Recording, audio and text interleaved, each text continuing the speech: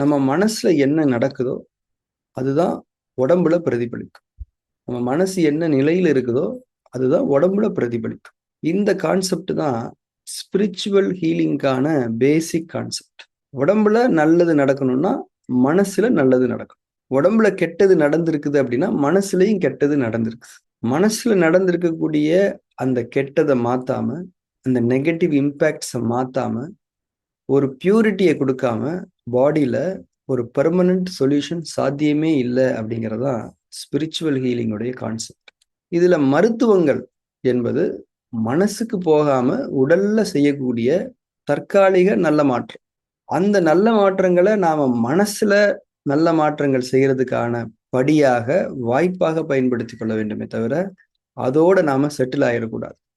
Spiritual healing தான் ஒரு மனிதனுக்கு தேவையான ஹீலிங். ஏன்னா மனிதன் என்பவன் மனதை மையமாக கொண்டு படைக்கப்பட்டவன். மனதை மையமாக கொண்டுதான் நம்முடைய வாழ்க்கை நடந்து கொண்டிருக்கிறது.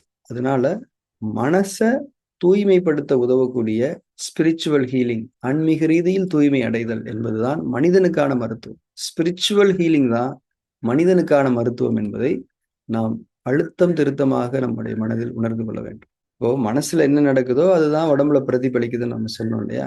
ஒரு சின்ன எக்ஸாம்பிள் பார்க்கலாம். நம்மளுடைய சிறுநீரகம் இருக்குது, நீர் மூலக உறுப்பு. இந்த சிறுநீரகம் என்ன பண்ணுது அப்படின்னா நம்முடைய ரத்தத்தை சுத்தம் பண்ணுது.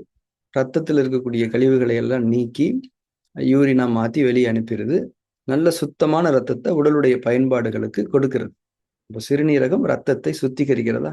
நம்முடைய மனம் எந்த அளவுக்கு தூய்மையை விரும்புகிறதோ, நம்முடைய மனம் எந்த அளவுக்கு தூய்மை தன்மையில் நிலை பெற உறுதியாக இருக்கின்றதோ, அதற்கான முயற்சியில் செயலில் கமிட்மெண்டோட இருக்குதோ, அந்த அளவுக்கு தான் நம்ம சிறுநீரகமும் நல்ல முறையில ரத்தத்தை சுத்திகரிச்சு நம்ம உடம்புடைய தூய்மையை நிலைநாட்டும்.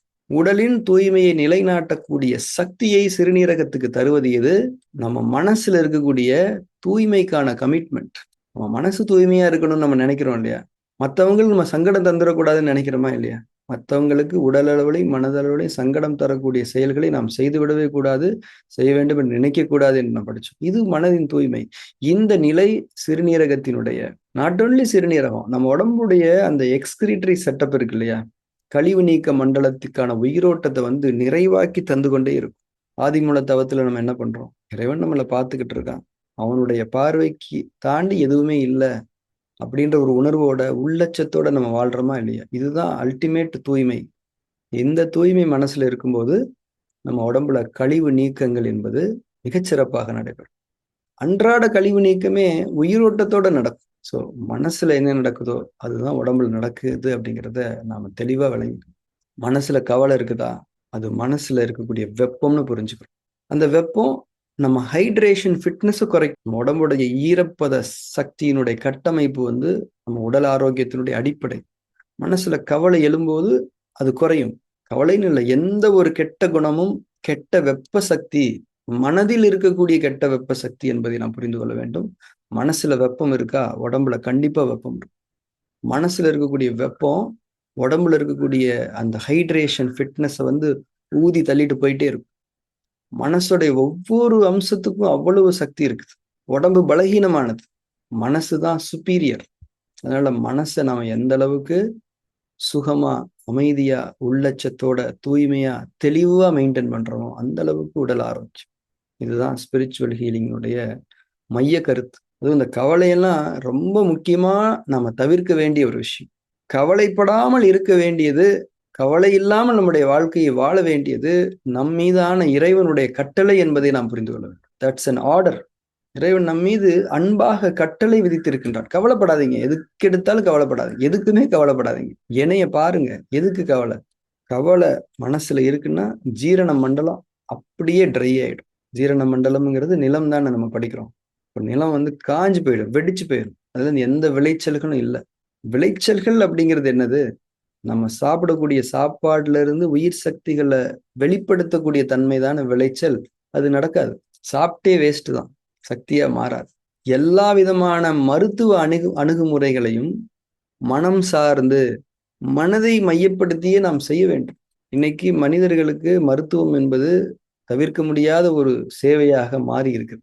அந்த மருத்துவ அணுகுமுறையில மனச மையப்படுத்தி பண்ணணும் அப்படிங்கிற ஒரு புதிய கோட்பாட்டை நாம் கொண்டு வர வேண்டும். இது புதிய கோட்பாடு அல்ல. இந்த மக்களுக்கு இது புதிது. நோயாளிகளுக்கு இதை முதலில் அறிவிக்க வேண்டும். இந்த முடிவிலி தத்துவத்தை சொல்லிக் கொடுத்து, மனசுல நிகழக்கூடிய எந்த ஒரு விஷயமும் உடம்புல பிரதிபலிக்கும். உண்மையா உங்களுக்கு நிவாரணம் வேணும், நிரந்தரமா நிவாரணம் வேணும் அப்படின்னா, உங்க மனசுல நல்ல மாற்றங்கள செய்யணும். குணங்கள்ல மாற்றங்கள செய்யணுன்றத அறிவிக்கணும். நெறைய பேருக்கு அது தெரியாதுல்ல.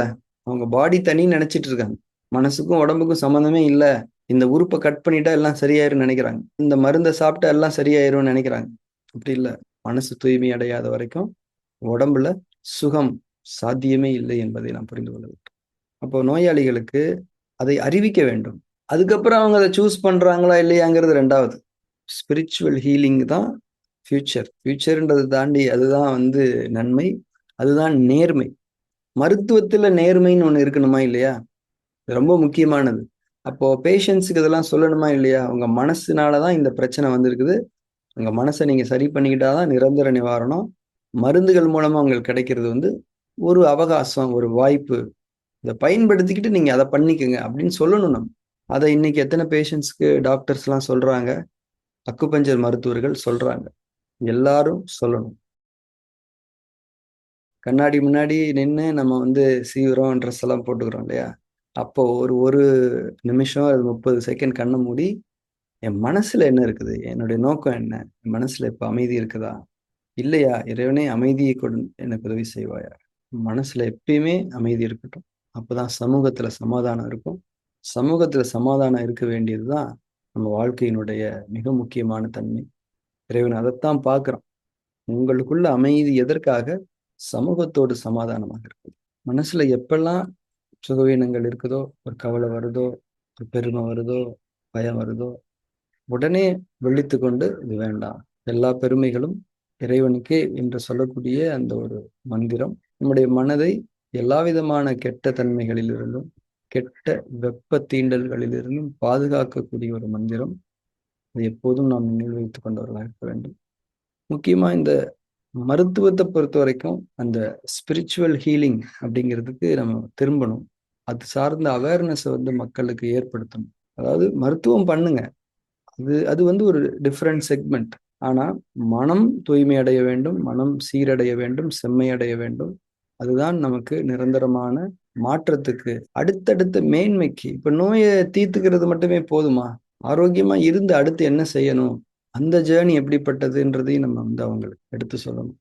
இப்போல்லாம் மனச பத்தி பேசுறதுக்கான சந்தர்ப்பங்களோ, அதுக்கான வாய்ப்புகளோ இல்லவே இல்ல.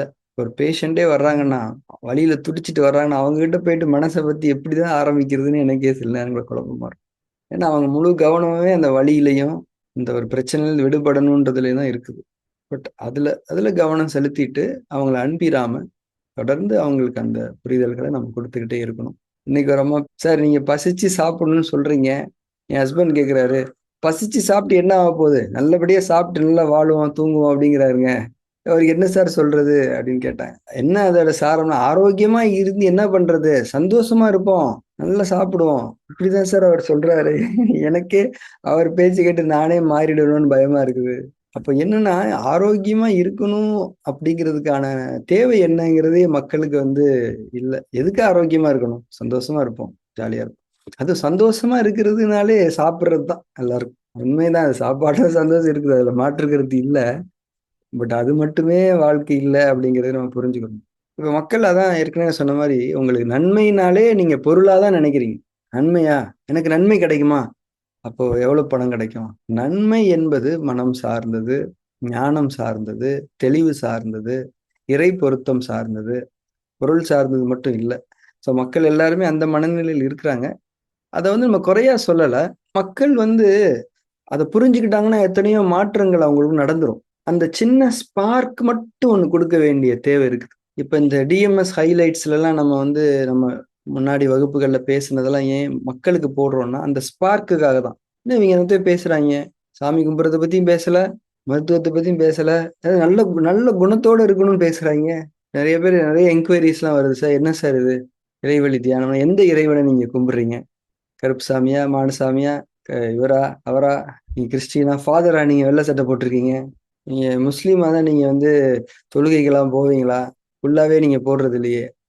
இப்படிதான் கேட்கிறேன். மக்கள் திருப்பியுமே வந்து அந்த ஒரு பிரிவினை தன்மை, மதம், மனிதன், இறைவன், மனித சமுதாயம், ஒரே இறைவன். இவ்வளவுதான். இறைவனுடைய வழிகாட்டல்கள் மனித சமுதாயத்துக்கு உண்டு. ஒவ்வொரு மனிதனுக்கும் உணர்வா உண்டு. இவ்வளவுதான். இதுல இடையில எதுவுமே கிடையாது. மதம், பிரிவு, அது சடங்கு, எதுவுமே கிடையாது. உணர்வு, இறைவனுடைய செய்தி. அது எங்க இருக்குது? உள்ளத்துல இருக்கு. அது என்ன சொல்லுது? எப்படி வாழணும், எப்படி வாழக்கூடாதுன்னு சொல்லுது. இவ்வளவுதான். இதுதான் இறைவழி. எளிமையான வழி, சுகமான வழி.